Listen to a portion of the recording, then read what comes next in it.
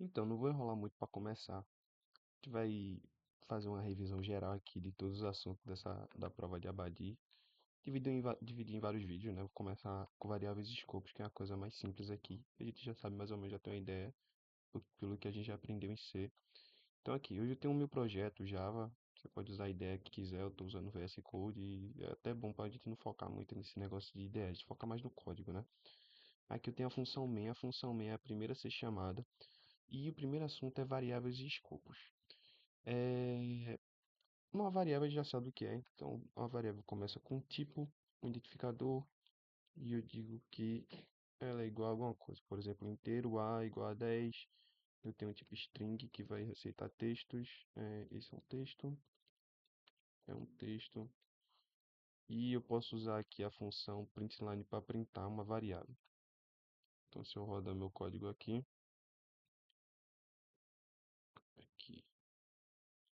se eu rodar, ele vai printar o resultado dessa operação. Isso a gente sabe, mas o que talvez a gente não saiba é o que é escopo, né? É uma ideia meio nebulosa. Escopo basicamente é o local em que uma variável é válida, tá bom? Então, eu tenho essa variável A e o escopo dela é essas chaves aqui. Por quê? Porque ela só é válida dentro dessas chaves. Então, a gente pode dizer que escopo é o local em que uma variável é válida. Então, eu posso chamar a variável aqui, eu posso fazer qualquer tipo de operação com ela dentro desse escopo. Se eu tentar aqui em outro método, vou tirar um pouquinho o zoom aqui. Se eu tentar aqui em outro método, void teste, e eu tentar acessar a variável a igual a 20, você vê que ele vai dizer aqui que ela não pode ser resolvida para uma variável. Ela não existe, basicamente está dizendo que A não existe dentro desse escopo aqui. Por quê? Porque A pertence a esse outro escopo. A gente pode dizer que uma variável sempre pertence ao escopo mais próximo dela. Como assim? Diretamente superior. Então, A pertence a esse escopo. Se eu tivesse uma variável A aqui, por exemplo, B, aliás, B pertence a esse escopo da classe.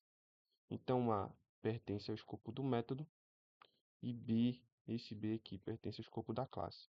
A gente pode até fazer um testezinho aqui, que eu posso criar meus próprios escopos.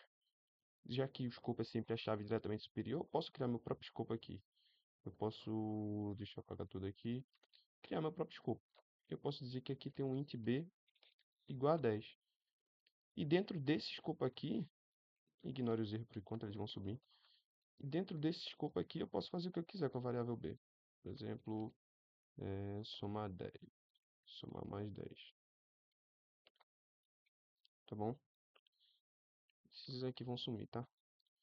Eu posso somar 10 aqui. Hum, Ah, tá. Tá dando erro aqui no ar. Deixa eu apagar aqui. É, pronto. Posso printar. Deixa eu abrir aqui meu terminal.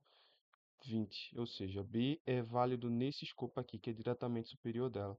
Ele não vale nesse escopo. Então, se eu tentar acessar B aqui fora, system.out.println B, vocês vão ver que vai dar um erro. Por quê? Porque B não existe nesse escopo mais externo.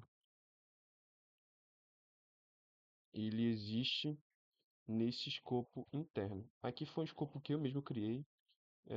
Não tem um nome. Aqui seria o escopo do método, aqui seria um escopo customizado, quem sabe. E uma coisa interessante para a gente observar é que variáveis válidas no contexto mais externo valem para um contexto mais interno. Então, se isso daqui é inválido, eu estou usando uma variável de um contexto interno dentro do contexto externo, mas se eu criar um int a aqui igual a 20 e dizer que somar A em B, eu estou usando a variável de um contexto mais externo, que é o A, dentro de um contexto mais interno, de um escopo. Estou falando contexto é escopo, né? Dentro de um escopo mais interno. Então, isso daqui é válido. O contrário, não. Então, consigo rodar aqui meu código, que a gente vai ver que dá 30. Escopo é isso. E a gente pode dizer que ao fim de um escopo, o espaço de memória de uma variável é recolhido. Por isso que ela fica inválida. Por quê? Porque quando acabar essa chavezinha aqui, o espaço de memória que B está tomando na memória, o, o, a máquina virtual do Java vai recolher de volta. Então ele não vai existir mais aquele espaço. Basicamente é isso.